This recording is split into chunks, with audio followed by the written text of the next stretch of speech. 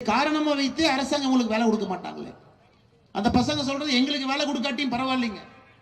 நீங்க போன ஆண்டு சப் இன்ஸ்பெக்டர் தேர்வு நடத்தல, போன ஆண்டு கான்ஸ்டபிள் தேர்வு நடத்தல. எப்படி ரிட்டையர் ஆகிட்டே இருக்கிறாங்க. ரிட்டையர் ஆவதை நாம யாருமே தள்ளி போட முடியாது.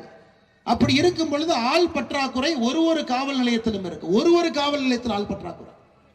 கிராமத்துக்குள்ள ரோந்து வர முடியல, இரவு வந்து நம்மளை பார்க்க முடியல. ஒரு பெட்டிஷன் எடுத்துட்டு போனா கூட 4-5 மணி நேரம் ஒரு காவல் நிலையத்தில் ஆகுது.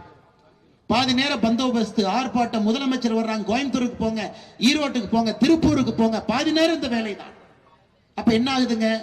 குற்றச்செயலில் யார் ஈடுபடுகின்றார்களோ அவர்கள் மீது கவனம் அவர்களுக்கு கொடுக்க முடியவில்லை, கவனம் கொடுக்க முடியல. குற்றம் நடந்த பிறகு கண்டுபிடிக்க சுத்தமா முடியல. அப்படி இருக்கும் பொழுது இதே மாதிரி இருந்தா, குற்றச்செயல்கள் அதிகமாகி கொண்டிருந்தால் ஒரு தாயோ மகளோ பெண்ணோ எப்படி வீதியிலே தைரியமாக இரவு 8 மணிக்கு மேல ஒரு குழந்தை எப்படி நடக்க முடியும்? அதனால் இந்த கண்டன ஆர்ப்பாட்டம் என்பது எல்லாத்தையும் சேர்த்தித்தாங்க ஐயா. ஏதோ கண்டன ஆர்ப்பாட்டம் போட்டாங்க, மற்ற கட்சியை போல திமுக அழுத்திட்டு திட்டினாங்க, கிளம்பிட்டாங்க, அது கிடையாது.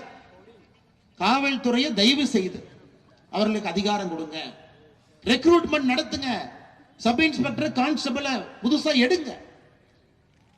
இது போன்ற 3 கொடூரமான, அந்த காலத்துல பாருங்க, ஒரு கொலை கேஸ் தான் சிபிஐ கொடுத்துருவாங்க, ஒரு கொலை கேஸ். இது 3 பேர் இந்த பகுதியில் தொடர்ந்து நடக்குது. அறிவால் கலாச்சாரம் அதிகமாக இருக்கிறது.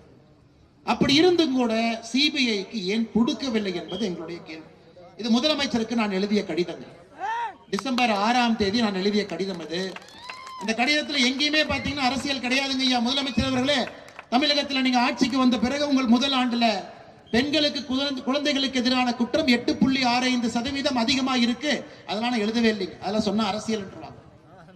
நீங்கள் வந்த பிறகு திமுகவை சார்ந்த நபர்கள் மட்டுமே 125 பெரும் குற்றத்தில் ஈடுபட்டு இருக்கின்றார்கள்.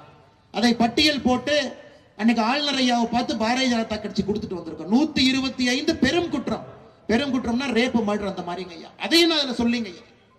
மக்களுக்காக தயவு செஞ்சு சிபிஐ கொடுங்க, அவங்க வரட்டும். அவர்கள் வேலையை இது போன்ற ஒரு குற்றச்செயலை கண்டுபிடிப்பது அவங்க வேலை.